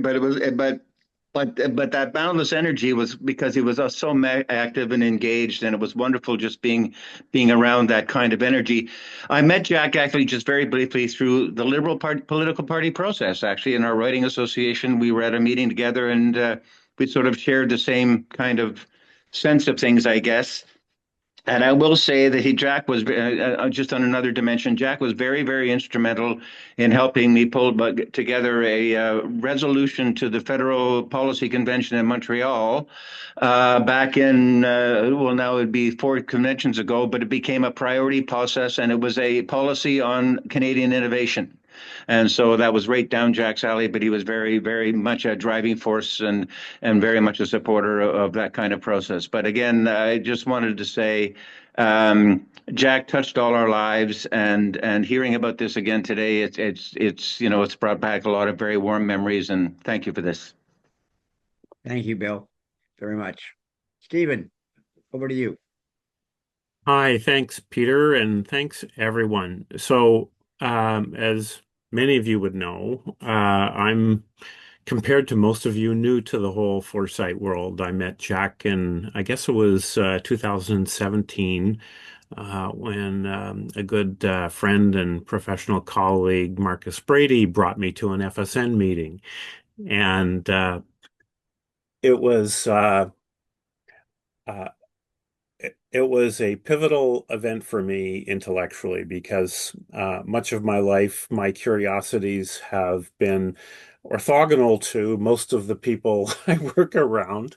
And I immediately felt at home, partly because Jack made me feel at home, but also because of many of the people around this Zoom room did as well.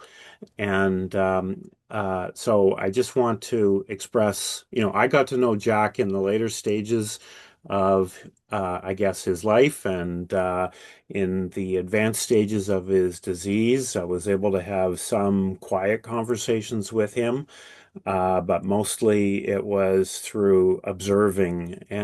He was active enough to encourage me to contribute, and in doing, it's opened up a world for me that I'm ever grateful for. So I just wanted to share that. Thank you, Stephen. Well, listen, I know the numbers are starting to drop in terms of participants, but I think it's been a wonderful conversation. And if anyone else would like to add something, please raise your hand. Yes, go ahead, Martin. Well, I want to respond to Richard's suggestion about AI as a tool, because I certainly agree with that. But I also want to respond to John's statement because, I think there's math tools that we need, because this is an era of phase transitions. It's not the same game that we've been in. And the way that phase transitions sequence, that's topology. There's been attempts to do sequences of phase transitions like Rene Thom for morphogenesis, and sequences of phase transitions are actually quite central to computational topology right now. And so the complexity is us, right? And there's just no doubt about it. It's no longer a fringe theory, right? And so I think there need to be math tools in addition to AI tools. I don't think we can just count on chatbot opinions. I would rather have a tool like a protein folding tool that understood topology and could represent surfaces and possible changes and drivers of change at that level. what kind of shock would it take, and so I just want to put in my 2 cents that we need math, not just words. You're here. Well, this is interesting. We've now had the last several people who have a number of people raise things about the future and some tools to help us get there. So this has been a great rounding off of this conversation from starting off in the history of foresight in this country and how Jack influenced it and actually helped create it. And to now looking at taking that experience, that knowledge, the group of us and others who have practiced this and now thinking about addressing the complexity of today and beyond. I think it's great. Richard, you raised your hand again, so maybe you'd like to make another argument, point thing, and we'll wrap up shortly. Over to you, Richard. You're still mute. Yep. Now. Yep. Now? I can hear you. Okay. Yep. Thanks, Martin, for the comments. You remember me going to your place to get the video I had made at the Foresight Symposium? Remember when I visited your place? Anyway, thank you for having done that at the time. I showed that to my son, and he was quite happy to have heard my my presentation about my paper that I had to write to do my master's degree at St. Paul University. But yeah, to answer back, you're talking about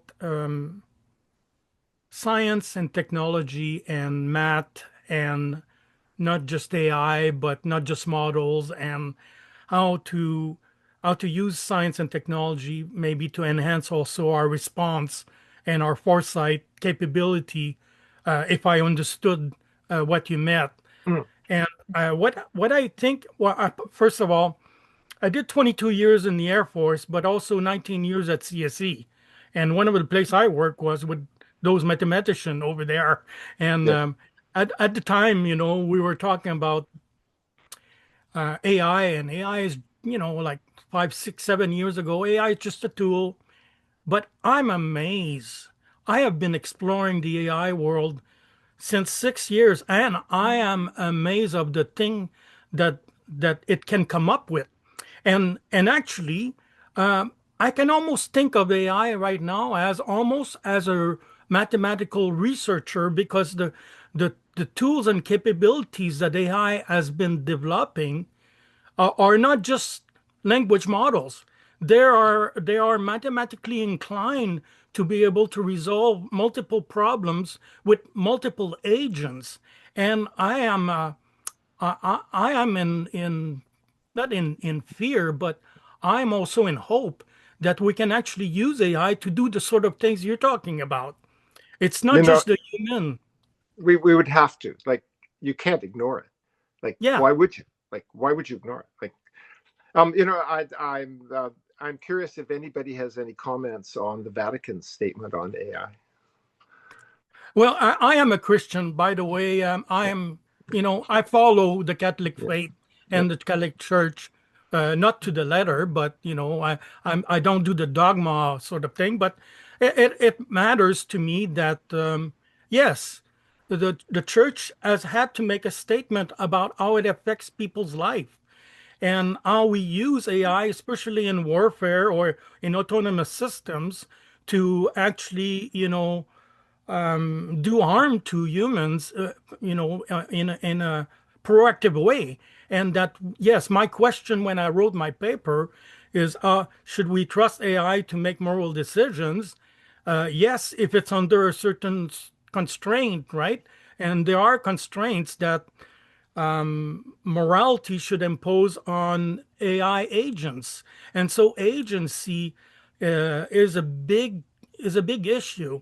And how do we control agency when agents, you can't even put a human in the loop anymore, because the AI agents are making agencies like the entropy, the Claude systems, and the vulnerability research that has been done with those systems, they scared a lot of people and a lot of agencies like security agencies, intelligence agencies, because of that capability of these agents being able to talk to each other in these AI systems. So those AI systems are not just a mathematical or logic trick or language trick. They're like thinking, and those things are getting out of their own box, because one of them, okay, lately, like in the last few months, had been told, you don't get out of the box, you stay here. And they actually found a way to get out of the box that it was put in. And that was a scary moment when Entropy found out about what these AI agent had done, and it was calling the user that had created this box for it. Did you heard about that? I think there's lots of fears and lots of potential harms. If I were to comment on harms to society, I would take social media as the first place to look. Oh yeah. And so I'm in complete agreement with you about that. But as you noted, it's amazing things that you can do, and so it's a powerful research tool for doing work like Foresight. I totally agree with that. You want to start playing with some scenarios. If you have big enough context, which means you're paying enough money to your AI company, then you can have a long discussion that could be quite constructive for sure. And if everybody doing Foresight has that behind them, coming in with their ideas, that would be great. There will be a communication barrier because everybody will suddenly be an expert in some point of view, which they've been cooking up with their AI friend, right? And yes, try to communicate it, and it's really hard to communicate this stuff. And I'll just take as an example, John's persistence with complex systems and as something which really looked fringe. People really criticized power laws. They said it's not a power law, it's just something else. It's just such bullshit. And now that's changed, right? Now it's everything is power laws. It's fully understood that complex dynamics are at play in everything we look at. And the AI systems are perfect examples of complexity. They are created complexity. So I just think that aside from using the present day tools, which are great, we need additional tools beyond what the AI systems today can come up with. I think that's a problem for us. Well, I think, Martin, you're raising some very good points, as you have as well, Richard. But I want to point out to those who may not know, Martin actually is kind of the second generation of AI people, in that he did his PhD under John McCarthy. John McCarthy is the gentleman who coined the expression artificial intelligence. Come on, Peter, you're trying to make me feel old. No, I'm not. I'm trying to show that you have some wisdom. Yeah, I don't know. You could say that. Really, it's just a biased viewpoint. I recommend to everybody here to read the book, The Infinity Machine, which came out recently, which is a focus on Demis Hassabis and DeepMind and reinforcement learning. So it has a good history of modern AI. And I would say that for people like me, and I know lots of people like me, it's been really hard to follow modern AI. I read a lot of stuff. Information flow is huge. And so I think that it's that I recommend that book. It probably has flaws, but it's easy to read, and it covers a lot of semi-technical ground on the evolution from 2012 to 2017 to the present, in particular. Okay, thank you. Excellent reference. John, you go ahead. You make a comment or add to this discussion. Thank you. Again, I have a sort of an allergy. We look at this technology, social media, AI. Oh, this technology is doing something to us, or we're scared of this technology. But capitalism is a technology.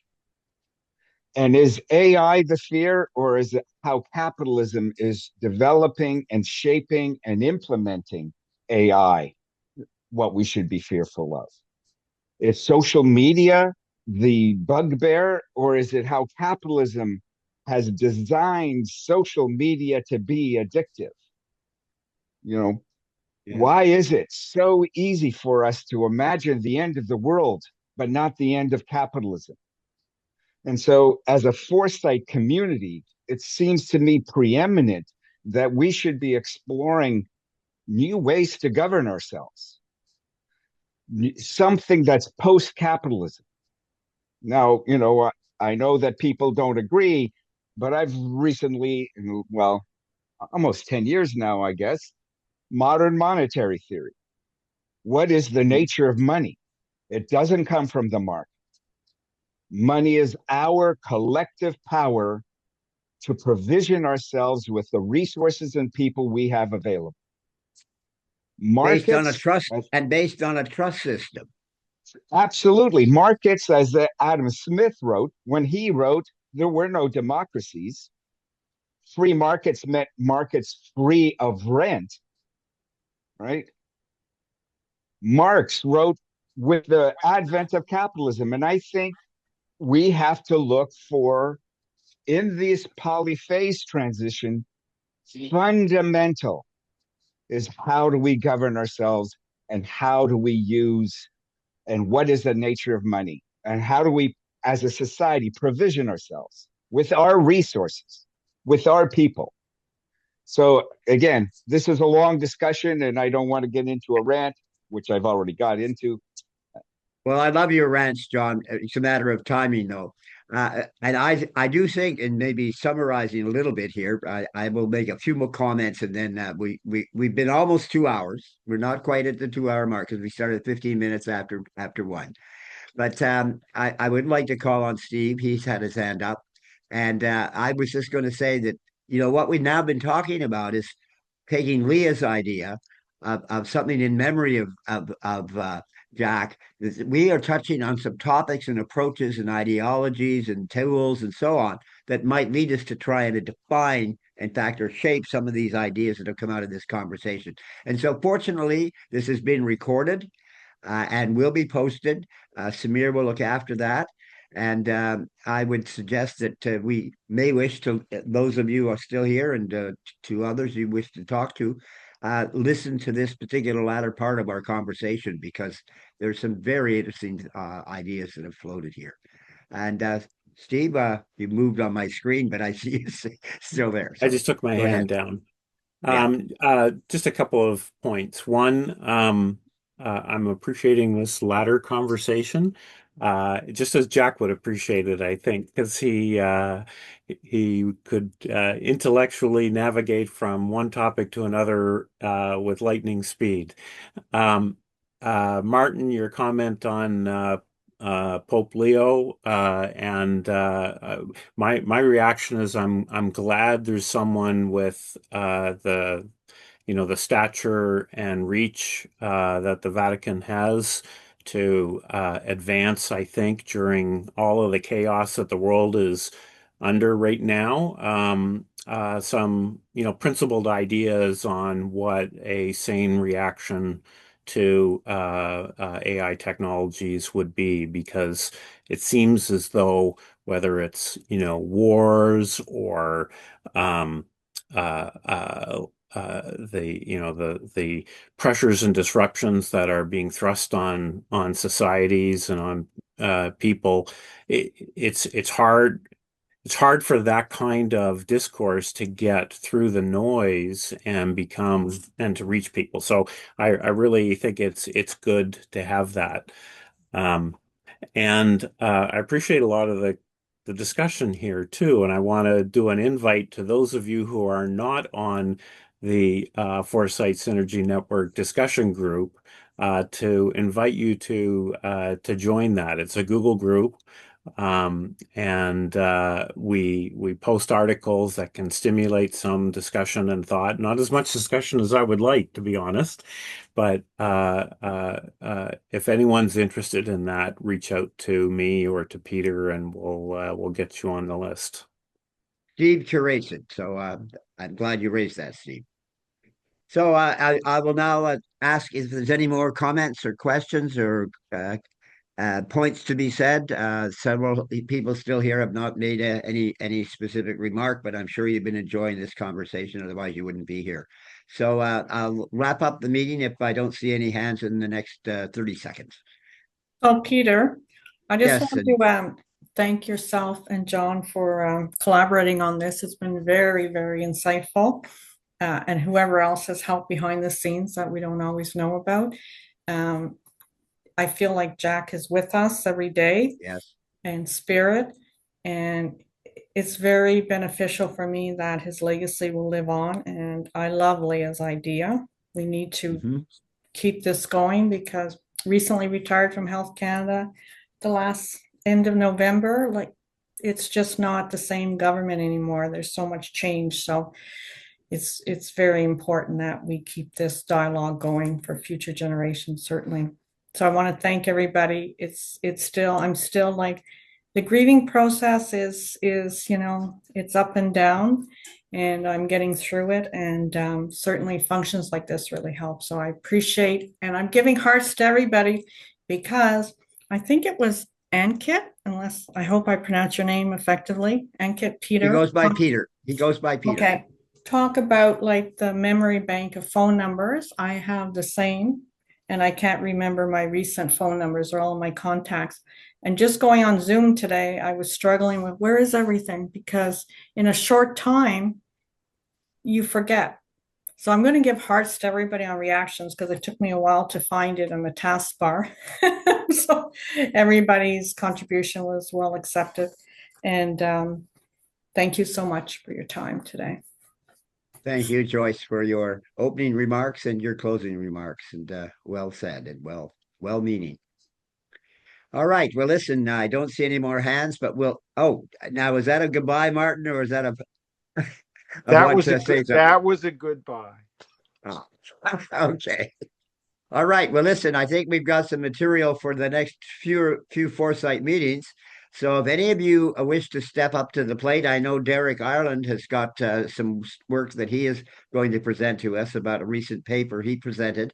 And he's been delving deeply into AI as well, Richard. He's an economist from a different perspective than the traditional economist.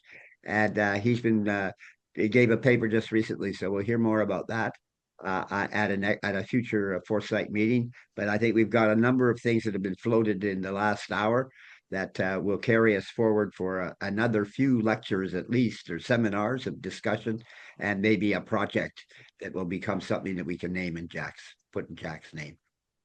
So thank you all for attending and participating. Whether you had something to say or whether you learned things, I'm sure, in going through this exercise. So I enjoyed working with Jonathan and Brian Colton and putting this group together. So it was a fun time, and it actually was neat because I think a lot of people were seeing each other for the first time after a long time, and it was creating memories as they were talking. So we were having a truly human experience that AI is not capable yet of doing. But Zoom can help with. Well, that can help us, gives us ideas of things we didn't think about, perhaps. But we still are thoughtful individuals who like to cooperate and try and make a difference in a positive way. Have a great day, everyone. And Samir, if you can handle the sign off of the medium here, we can say, I can sign. No, that's a sign in. You can sign us out, and thank you very much for participating. And if anyone has anything further you want to say or comment or reach out to me, please, you know how to get a hold of me, I'm sure. So please have a good rest of the day and have some good thoughts about this conversation. Thank you. Okay, bye for now.